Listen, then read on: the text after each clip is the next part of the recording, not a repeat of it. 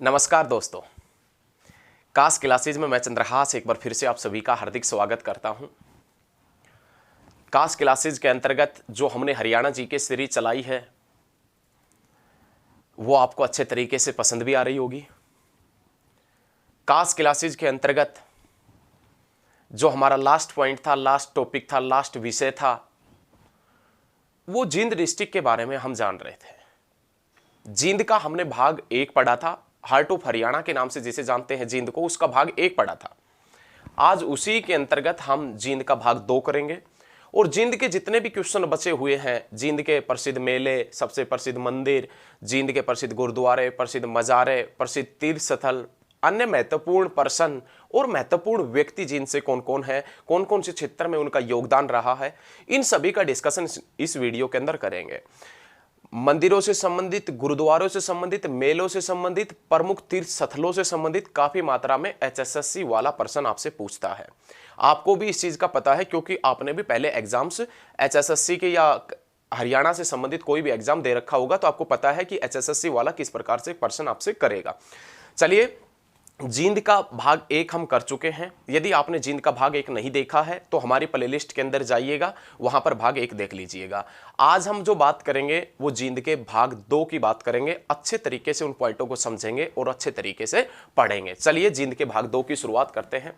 भाग 2 के अंदर सबसे पहले हम आपको बताएंगे मंदिर, मंदिरों के बाद में मेले, मेलों के बाद में तीर्थ स्थल, तीर्थ स्थलों के बाद में प्रसिद्ध गुरुद्वारा, गुरुद्वारों के बाद में प्रसिद्ध मुस्लिम धर्म से संबंधित मजारे, मजारों के बाद में अन्य महत्वपूर्ण पर्सन और उसके बाद में महत्वपूर्ण व्यक्ति। ये जींद डिस्ट्रिक्ट के बारे में आज का चर्चा का विषय होगा। चलिए, जींद डिस्ट्रिक्ट के बारे में शुरुआत करते हैं। लगातार आप हमारे साथ में बने रहिए। चलिए देखिए, सबसे पहले जींद के पॉइंट की बात करें तो हमने जींद का डाटा वगैरह जैसे उपमंडल, तहसील, उप तहसील, खंड, विधानसभा सीटें, क्षेत्रफल, ये सभी पॉइंट हमने आपसे बताए थे।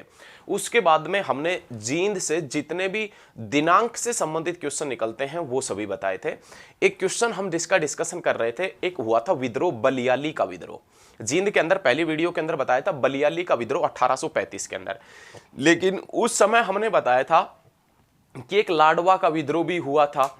तो भाई साहब, वो लाडवा का विद्रोह है ना, वो लाडवा का विद्रोह हुआ था 1845 के अंदर। याद रखिएगा, 1845 के अंदर लाडवा का विद्रोह हुआ था। लाडवा जो कुरुक्षेत्र में पड़ता है, और वो लाडवा का विद्रोह किसके नेतृत्व में हुआ था? अजीत सिंह के नेतृत्व में। तो ये डाउट था, ये आपका क्लियर कर दिया है। याद रखिएगा, लाडवा का विद्रोह 1845 में अजीत सिंह के नेतृत्व में हुआ था। और बुलबुल पर्यटन स्थल कहां पर पड़ता है? जींद के अंदर, वो हम पहले बता चुके हैं। दिनांक से संबंधित जितने भी क्वेश्चन थे जींद के, वो हमने पहले बता दिए थे। अब आगे बढ़ते हैं और बहुत अच्छे तरीके से पढ़ेंगे। चलिए, जींद के अंदर एक स्थान पड़ता है जिसका नाम है सफीदो। जींद के अंदर एक स्थान पड़ता है जिसका नाम है सफीदो, और इस सफीदो जिसका पुराना नाम क्या है? सर्पदमन। सफीदो जिसका पुराना नाम क्या है? सर्पदमन है। भाई साहब, एक ऐसा समय हुआ करता था जब राजा हुआ करते थे, राजा जनमेंजय, राजा जनमेंजय हुआ करते थे। इस राजा जनमेंजय के पिता का नाम हुआ करता था परीक्षित। परीक्षित इनके पिता का नाम हुआ करता था। लेकिन राजा जनमेंजय के पिता परीक्षित को सांप ने काट लिया था। किसने काट लिया था? सांप ने काट लिया था। और सांप के काटने के बाद में राजा परीक्षित की मृत्यु हो जाती है। मृत्यु के बाद में राजा बनता है जनमेंजय। संभव सी बात है, उसका पुत्र है तो शासक वही बनेगा, ऐसा होता है। देखिए, सफीदो जिसका पुराना नाम है सर्पदमन, तो सर्पदमन सफीदो का नाम कैसे पड़ा था वो हम आपको यहां बता रहे हैं। सर्पदमन सफीदो का नाम कैसे पड़ा वो बताएंगे, अच्छे तरीके से समझे। एक राजा हुआ करते थे जनमेंजय, लेकिन उससे पहले उनके पिता राजा हुआ करते थे जिसका नाम क्या था? राजा परीक्षित हुआ करता था।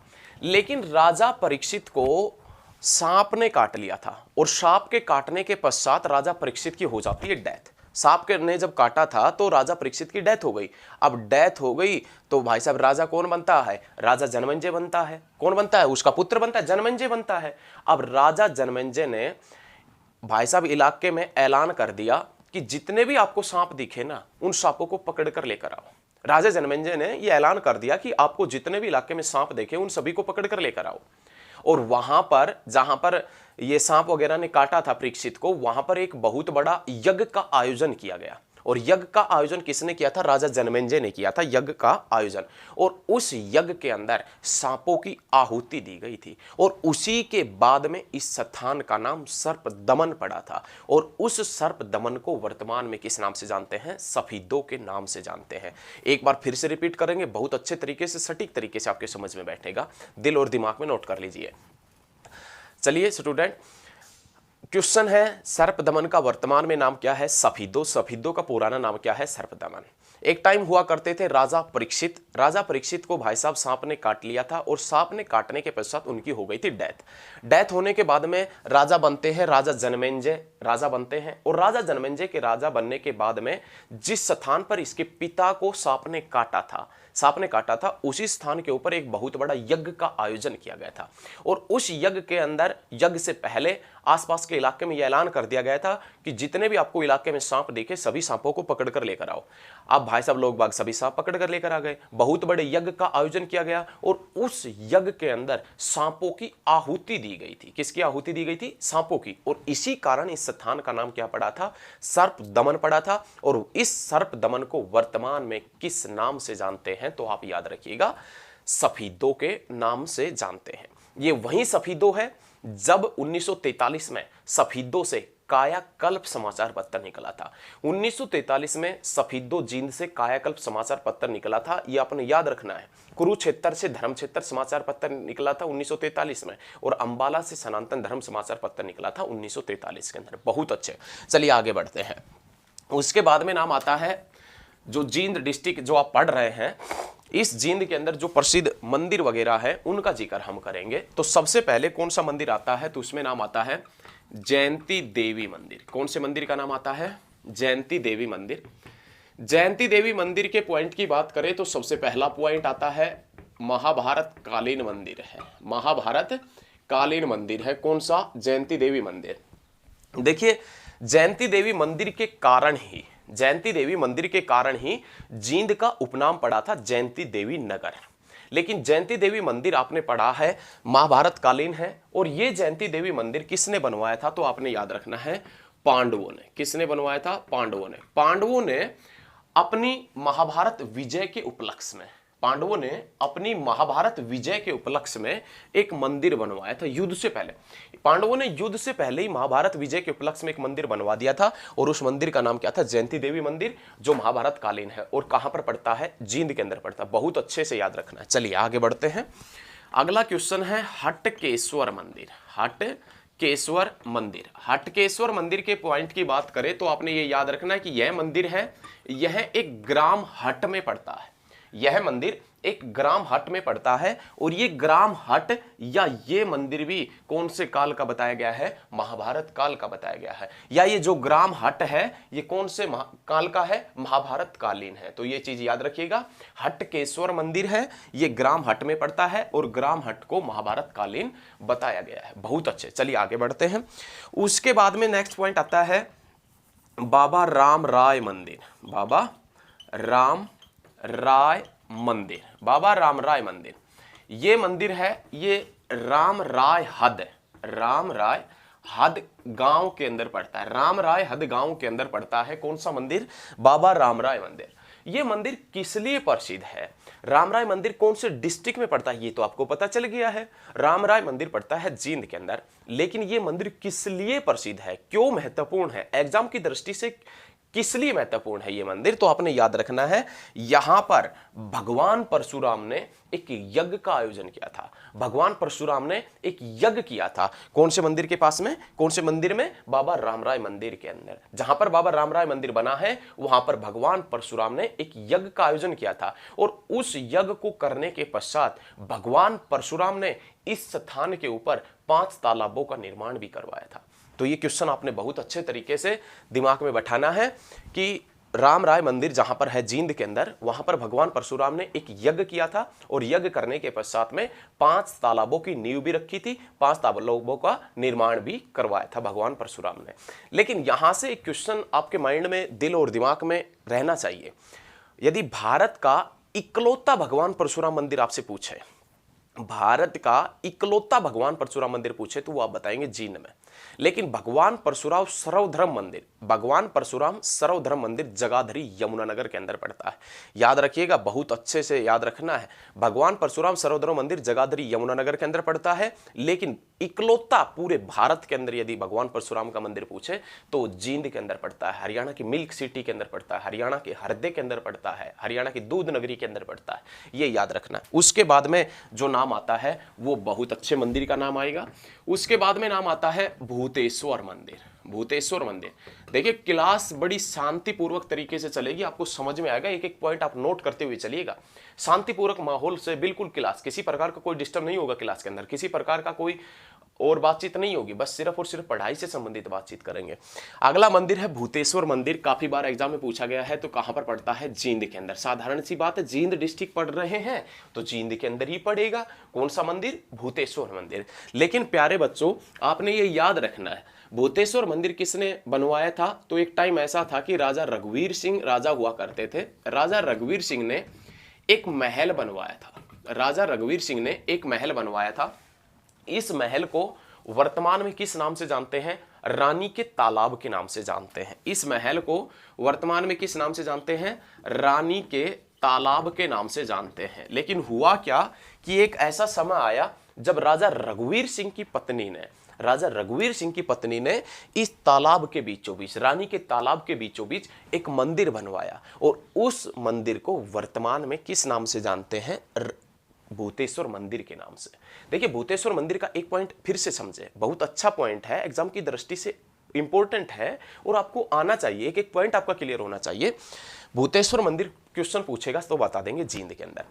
लेकिन राजा रघुवीर सिंह जींद के राजा हुआ करते थे। राजा रघुवीर सिंह ने एक महल बनवाया था। उस महल को वर्तमान में रानी के तालाब के नाम से जानते हैं। रानी के तालाब के बीचों बीच राजा रघुवीर सिंह की पत्नी ने एक मंदिर बनवाया था, और उस मंदिर को वर्तमान में किस नाम से जानते हैं? भूतेश्वर मंदिर के नाम से जाना जाता है। तो भूतेश्वर मंदिर आपको याद हो गया। अच्छे तरीके से आप नोट्स बना ले, अच्छे तरीके से लिख ले। चलिए बच्चे आगे बढ़ते हैं। बहुत अच्छे तरीके से समझ में आ रहा है ना? ये आप साथ के साथ में नोट करते हुए चलिएगा भैया, अच्छे तरीके से लगातार बने रहें और वीडियो को साथ के साथ में शेयर करते रहें। जो भी आपके पास में स्टडी ग्रुप है या आपके दोस्त है जो कोचिंग करते हैं या जो भी गवर्नमेंट एग्जाम की तैयारी करते हैं, उनके पास में शेयर करें। देखिए, आप अपने आप में बहुत ज़्यादा शक्तिशाली समझने लगते हैं कब? आपको जब थोड़ा बहुत आने लगता है, जब आपको टक्कर देने वाला कोई मिलेगा ना, और जब आप आपस में आप दोनों की तनातनी होगी, तब आप देखना पढ़ाई के अंदर अलग ही मजा आएगा। आप उससे ज्यादा नंबर लेने की सोचेंगे, वो आपसे ज्यादा नंबर लेने की सोचेंगे। तो देखिए, आपको टक्कर देने वाला भी होना चाहिए। जैसे हम नहीं कहते हैं कि सरकार को यदि चुनौती देनी है तो विपक्ष का मजबूत होना जरूरी है। सरकार को यदि चुनौती देनी है तो विपक्ष का मजबूत होना जरूरी है। तो ऐसे यदि आपको भी चुनौती यदि स्वीकार करनी है ना किसी की, तो आपको भी ऐसा बंदा चुनना पड़ेगा जो बहुत ज्यादा पढ़ते हैं। तभी तो आप उसको काटने की सोचेंगे कि इससे ज्यादा नंबर मैं लेके आऊंगा, फिर वो सोचेगा कि ये नंबर कैसे ज्यादा ले गया। तो आप इस वीडियो को शेयर करेंगे तो वो भी पढ़ेगा, आप भी पढ़ेंगे, फिर आप दोनों के अंदर टक्कर होगी तो आपको पता लगेगा और आप उस चीज से बहुत ज्यादा पढ़ पाएंगे, और ज्यादा पढ़ेंगे तो संभव सी बात है नौकरी मिल ही जाएगी। चलिए कोई बात नहीं, मंदिरों की बात कर रहे थे, साथ के साथ में शेयर जरूर करें। मंदिरों के पॉइंट की बात करें, राजा जनमेजय का जो पॉइंट है वो सभी पॉइंट हमने क्लियर करे हैं। उसके बाद में नाम आता है जीतगिरी मंदिर। जीतगिरी मंदिर, और ये जीतगिरी मंदिर है, ये कौन से गांव में पड़ता है? तो आपने याद रखना, काकदोड़ गांव में। और कहां पर पड़ता है? जींद के अंदर।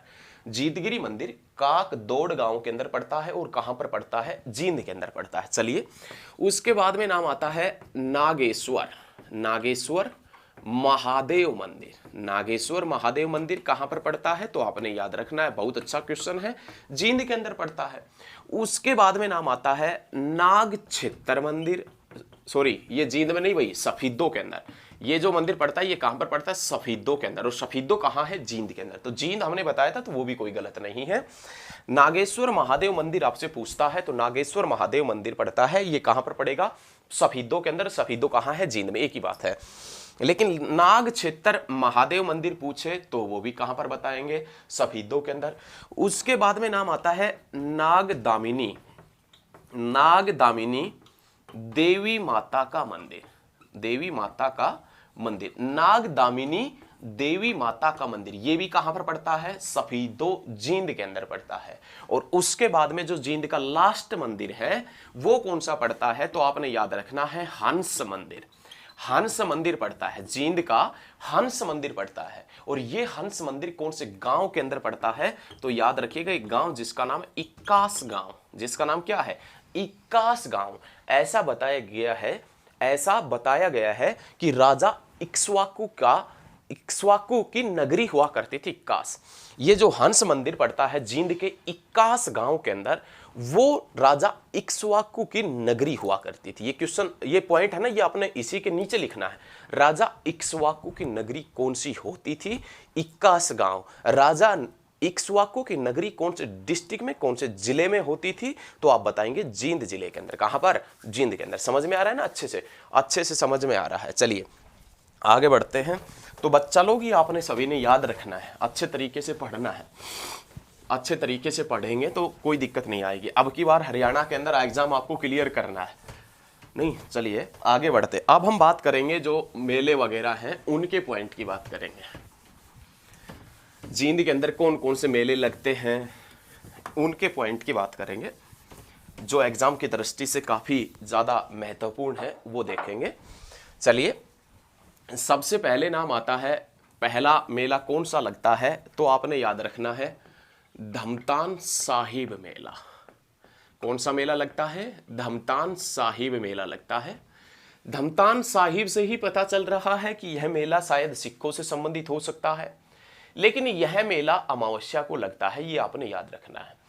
हिंदू और सिखों का आपस में मिलन होता है इस मेले के जरिए। कौन से मेले के जरिए, धमतान साहिब मेले के जरिए। जैसे हिंदू और मुस्लिमों की एकता का प्रतीक कौन सा मेला माना जाता है, तो आपने जैसे देखा था गुरुग्राम के अंदर साहब चौका खोरी मेला, नहीं, ऐसे ही धमतान साहिब मेला है जो हिंदू और सिखों की एकता का प्रतीक माना जाता है। और ये धमतान साहिब मेला है, ये कहां पर लगता है, जींद के अंदर लगता है। चलिए बच्चे आगे बढ़ते हैं। उसके बाद में जो नेक्स्ट पॉइंट आएगा वो नाम आता है किसका, तो आपने याद रखना है बिलसर का मेला। बिलसर का मेला। और ये बिलसर का मेला भी कहां पर लगता है, तो आप बताएंगे जींद के अंदर लगता है। कहां पर, जींद के अंदर। उसके बाद में नाम आता है हटकेश्वर का मेला। हटकेश्वर का मेला कहां पर लगता है, तो आप बताएंगे जींद के अंदर लगता है। धमतान साहिब का मेला, बिलसर का मेला, हटकेश्वर का मेला कहां पर लगता है, जींद में। उसके बाद में नाम आता है सच्चा सौदा मेला। सच्चा सौदा मेला कहां पर लगता है, तो आप क्या बताएंगे, जींद के अंदर। लेकिन आपसे एग्जामिनर पूछ ले कि डेरा सच्चा सौदा कहां है, डेरा सच्चा सौदा पूछे तो आप बताएंगे जींद के अंदर, लेकिन सच्चा सौदा मेला कहां पर लगता है, तो आप बताएंगे जींद के अंदर। याद रखना बहुत अच्छे तरीके से। उसके बाद में जो नेक्स्ट पॉइंट आता है वो नाम आएगा बाबा राम राय मेला। बाबा राम राय का मेला लगता है कहां पर, जींद के अंदर लगता है। ये हम बता चुके हैं, मंदिरों के अंदर भी इसका डिस्कशन हुआ, बता चुके हैं। बाबा राम राय का मेला भी लगता है, कहां पर लगता है, तो आपने याद रखना जींद के अंदर लगता है। उसके बाद में जो नेक्स्ट पॉइंट आता है और मेलों से संबंधित जो लास्ट पॉइंट आता है वो नाम आता है कि जींद के अंदर एक जगह पड़ती है जिसका नाम है खरक राम जी। जींद के अंदर एक जगह पड़ती है जिसका नाम है खरक राम जी। और इस खरक राम जी नामक जगह के ऊपर होली के दिन मेला लगता है। होली के दिन याद रखिएगा, खरक राम जी नामक जगह के ऊपर होली के दिन मेला लगता है। और होली जिस माह में होती है उसी माह के अंदर एक नृत्य मनाया जाता है जिसका नाम होता है लूर नृत्य। कौन सा नृत्य, लूर नृत्य। लेकिन वो लूर नृत्य भी किया जाता है कहां पर, जींद के अंदर। तो मेरे प्यारे भैया ये आपने याद रखनी है, खरक राम जी नामक स्थान पर होली के दिन भालूनाथ का मेला लगता है। होली के दिन किसका मेला लगता है, तो आपने याद रखना है भालूनाथ का मेला लगता है। कहां पर, खरक राम जी नामक जगह के ऊपर होली के दिन लगता है। उसके बाद में नेक्स्ट पॉइंट आता है गुरुद्वारों से संबंधित धमतान साहिब गुरुद्वारा। धमतान साहिब गुरुद्वारा ये तो आपको पता चल गया कि जींद के अंदर पड़ता है, लेकिन धमतान साहिब गुरुद्वारा कौन से सिख गुरु से संबंधित है। धमतान साहिब गुरुद्वारा सिखों के 9वें गुरु, सिखों के 9वें गुरु गुरु तेग बहादुर से संबंधित है। धमतान साहिब जो गुरुद्वारा है ये सिखों के 9वें गुरु गुरु तेग बहादुर से संबंधित है। गुरु तेग बहादुर जब औरंगजेब के दरबार में अपनी शहीदी देने जा रहे थे, गुरु तेग बहादुर जब औरंगजेब के दरबार में अपनी शहीदी देने जा रहे थे तो वो इस स्थान के ऊपर रुके थे, जिस स्थान के ऊपर वर्तमान में धमतान साहिब गुरुद्वारा है। तो आपने याद रखिएगा कौन से गुरु से संबंधित है, गुरु तेग बहादुर से संबंधित है, जो सिखों के कौन से गुरु हुआ करते थे, तो आपने याद रखिएगा 9वें। और सिखों के 9वें गुरु जिसका वध किसने करवाया था, तो आपने याद रखना है जिसका वध किसने करवाया था, औरंगजेब ने करवाया था। तो ये क्वेश्चन आपने याद रखना है। ये धमतान साहिब गुरुद्वारा है, ये कौन से गुरु से संबंधित है, तो आपने याद रखना है गुरु तेग बहादुर से संबंधित है, जो औरंगजेब के दरबार में अपनी शहीदी देने जा रहे थे। उस समय अपने शहीदी देने जा रहे थे, उस समय ये इस स्थान के ऊपर रुके थे। तो ये चीजें आपने याद रखनी है। उसके बाद में नेक्स्ट पॉइंट देखें, नेक्स्ट पॉइंट कौन सा है वो देखें। नेक्स्ट पॉइंट में आता है हजरत गैबी की दरगाह। हजरत गैबी की दरगाह, हजरत गैबी की दरगाह है। ये हजरत गैबी की दरगाह कहां पर पड़ती है, जींद के अंदर पड़ती है। हजरत गैबी की दरगाह कहां पर पड़ती है, जींद के अंदर पड़ती है।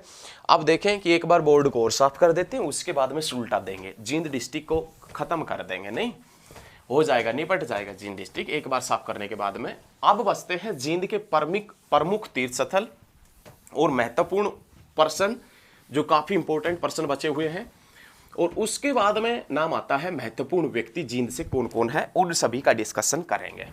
चलिए लगातार बने रहिए, लास्ट तक जरूर बने रहें, लास्ट तक जरूर बने। और ये हम आश्वासन देते हैं कि हरियाणा जी के बहुत कम समय में आपको बहुत अच्छी आने लगेगी। देखें नेक्स्ट पॉइंट क्या है वो देखें। नेक्स्ट पॉइंट में सबसे पहले जो नाम आता है वो नाम आता है पुष्कर तीर्थ।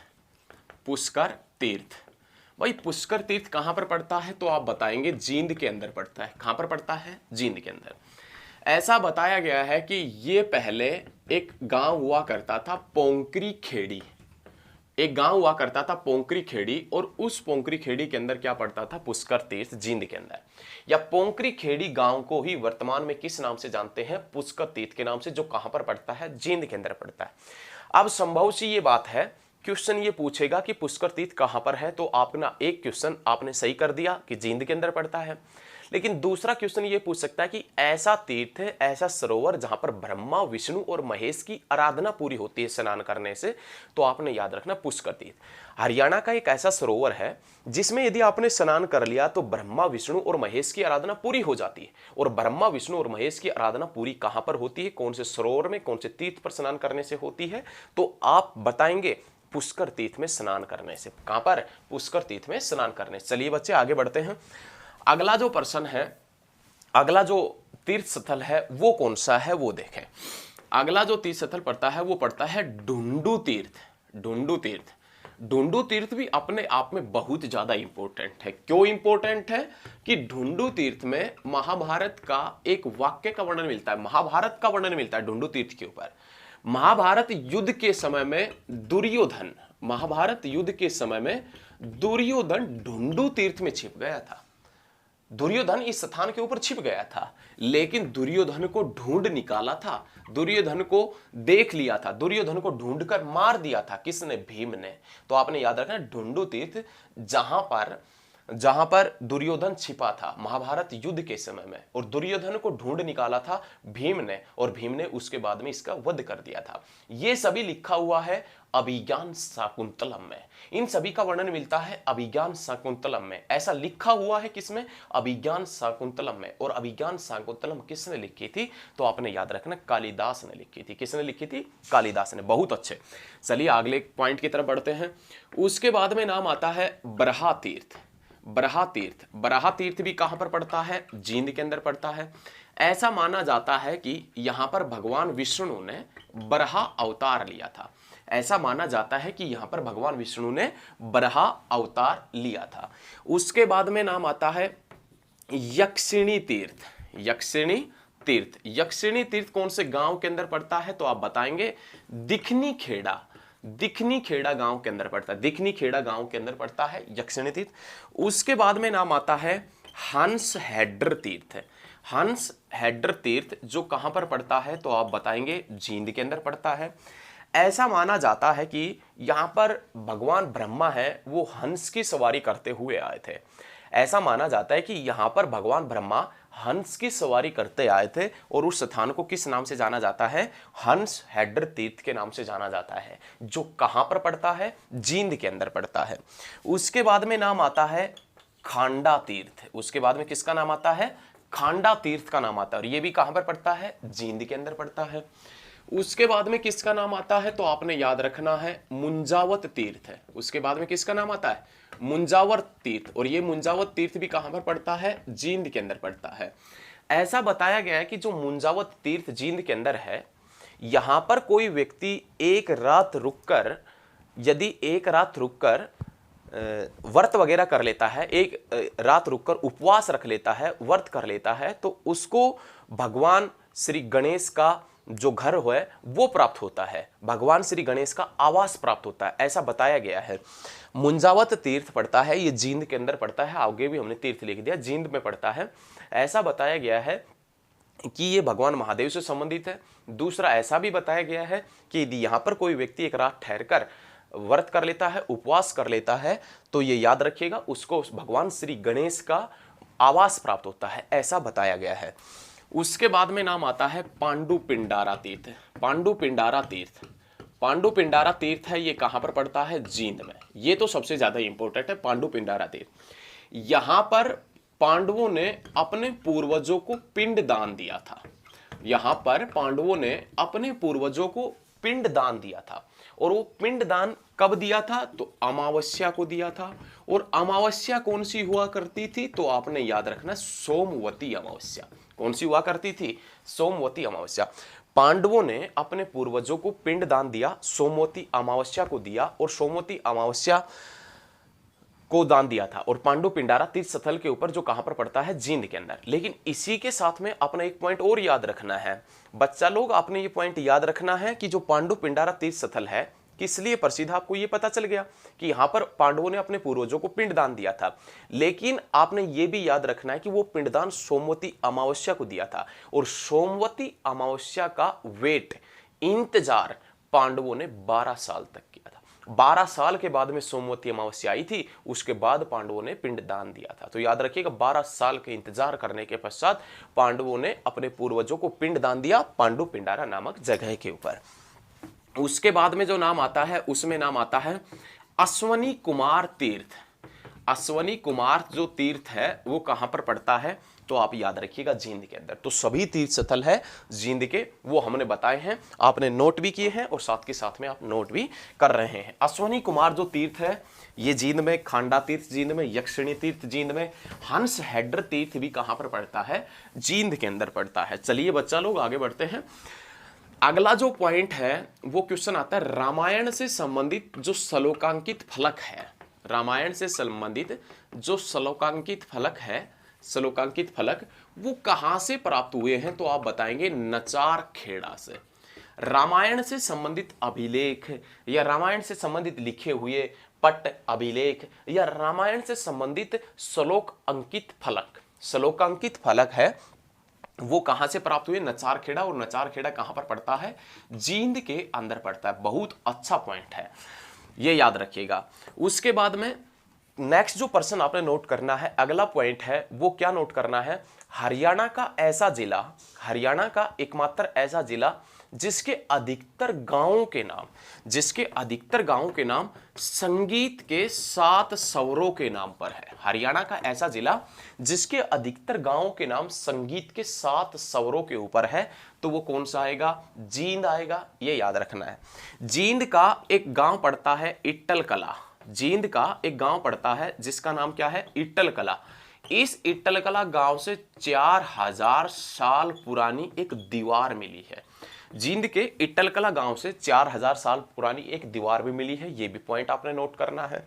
उसके बाद में हरियाणा का पहला कृषि यंत्र बैंक, हरियाणा का पहला कृषि यंत्र बैंक कहां पर लगा था, तो जींद में। सबसे ज्यादा भैंस भी हरियाणा में कहां पर है, जींद में। सबसे ज्यादा दूध का उत्पादन भी कहां पर होता है, जींद में। चमड़े की सफाई का काम, ये नोट करना है, ये सभी पॉइंट आपने नोट करते हुए चलने हैं। चमड़े की सफाई का काम कहां पर होता है? जींद के अंदर होता है। और हरियाणा का सबसे बड़ा चारा प्लांट, हरियाणा का सबसे बड़ा चारा प्लांट भी कहां पर पड़ता है? जींद के अंदर पड़ता है। इसी के साथ में आपने अगला जो पॉइंट नोट करना है, अगला जो प्रश्न नोट करना है, वो क्या नोट करना है? राजस्व रिकॉर्ड। क्या? राजस्व रिकॉर्ड ऑनलाइन करने वाला, राजस्व जो रिकॉर्ड है, राजस्व रिकॉर्ड ऑनलाइन करने वाला हरियाणा का पहला जिला, राजस्व रिकॉर्ड ऑनलाइन करने वाला हरियाणा का पहला जिला कौन सा है? तो आपने याद रखना जींद। और अगला पॉइंट, इससे अगला पॉइंट क्या है? देश की पहली कैशलेस जेल, देश की पहली कैशलेस जेल हरियाणा में बनी। और हरियाणा के कौन से डिस्ट्रिक्ट के अंदर बनी थी? जींद के अंदर। लेकिन जींद के अंदर एक स्थान पड़ता है जिसका नाम है सफीदो। जींद का एक स्थान जिसका नाम है सफीदो। इस सफीदो को किस नाम से जानते हैं? तो आप याद रखिएगा, लघु हरिद्वार के नाम से। लघु हरिद्वार के नाम से किसे जाना जाता है? तो आप बताएंगे सफीदो को जाना जाता है। उसके बाद में एकलव्य स्टेडियम पड़ता है और अर्जुन स्टेडियम, एकलव्य स्टेडियम और अर्जुन स्टेडियम है, ये कहां पर पड़ता है? जींद के अंदर पड़ता है। चलिए एक बार बोर्ड को साफ कर लेते हैं, उसके बाद में आगे बढ़ते हैं। दोनों सभी पॉइंट है ना, ये अच्छे तरीके से नोट करें और ये स्टेडियम भी नोट कर लें। एकलव्य स्टेडियम, वैसे एकलव्य मंदिर के पॉइंट की बात करें ना, एकलव्य मंदिर कहां है? तो एकलव्य मंदिर है वो गुरुग्राम डिस्ट्रिक्ट के अंदर पड़ता है। और एकलव्य यदि स्टेडियम और अर्जुन स्टेडियम के पॉइंट का डिस्कशन करें तो ये कहां पर पढ़ते हैं? जींद में पढ़ते हैं। चलिए बच्चा लोग आगे बढ़ते हैं। उसके बाद में नाम आता है हरियाणा में सबसे ज्यादा सफेदे, हरियाणा में सबसे ज्यादा सफेदे नीम शीशम, हरियाणा में सबसे ज्यादा सफेदे नीम और क्या शीशम जो है वो कहां पर मिलती है? तो आप याद रखिएगा जींद के अंदर। कहां पर? जींद के अंदर। उसके बाद में हरियाणा में सबसे ज्यादा शुष्क पतझड़ वन, शुष्क पतझड़ वन कौन से डिस्ट्रिक्ट के अंदर मिलते हैं? तो आप बताएंगे जींद के अंदर। लेकिन आपसे ये पूछ ले कि हरियाणा में पक्की सड़कों का सबसे ज्यादा घनत्व, हरियाणा में पक्की सड़कों का सबसे ज्यादा घनत्व कहां है? तो आप बताएंगे अंबाला के अंदर। और हरियाणा में पक्की सड़कों का, हरियाणा में पक्की सड़कों का सबसे कम घनत्व कहां है? तो आप क्या बताएंगे? जींद के अंदर। हरियाणा में पक्की सड़कों का सबसे ज्यादा घनत्व कहां है? अंबाला में। सबसे कम घनत्व कहां है? जींद में। सबसे कम झाड़ियां भी कहां है? सबसे कम झाड़ियां कहां है? याद रखिएगा जींद में। लेकिन सबसे ज्यादा झाड़ियां पूछे, सबसे ज्यादा सरकंडे पूछे, जैसे साधारण भाषा में आप झुंडे कहते हैं, सरकंडे या सबसे ज्यादा झाड़ियां गुरुग्राम डिस्ट्रिक्ट के अंदर। लेकिन सबसे कम झाड़ियां कहां पर पड़ती है? जींद के अंदर पड़ती है। तो ये सभी पॉइंट आपने याद रखना है। उसके बाद में नाम आता है एक नृत्य है जिसका नाम है खेड़ा नृत्य। और ये खेड़ा नृत्य है ना, ये खुशी में नहीं किया जाता, ये गम में किया जाता है। गम में, जब परिवार में बुजुर्ग वगैरह की डेथ हो जाती है तो उस समय खेड़ा नृत्य किया जाता है। खेड़ा नृत्य खुशी की जगह गम में किया जाता है। लेकिन ये खेड़ा नृत्य कौन कौन से डिस्ट्रिक्ट के अंदर प्रसिद्ध है? तो आप बताएंगे जिसमें नाम आता है जींद का, जिसमें नाम आता है कैथल का और जिसमें नाम आता है करनाल का। याद रखिएगा। वैसे लूर नृत्य जो होली के माह में किया जाता है, होली वाले माह में किया जाता है, वो भी होता है जींद में। लेकिन खेड़ा नृत्य खुशी की जगह गम में किया जाता है। और ये याद रखना है, ये जींद, कैथल और कहां पर किया जाता है? करनाल के अंदर। एक पॉइंट और नोट करना है, पूरे भारत का इकलौता जो भगवान परशुराम का मंदिर है वो कहां पर पड़ता है? जींद के अंदर पड़ता है। तो बच्चा लोग अब जो हरियाणा से संबंधित या जींद से संबंधित जो महत्वपूर्ण व्यक्ति है, महत्वपूर्ण व्यक्ति जो कौन कौन से क्षेत्र से हैं उनका डिस्कशन करेंगे। एक बार देखें वो महत्वपूर्ण व्यक्ति कौन कौन से क्षेत्र से संबंधित है वो देखेंगे। चलिए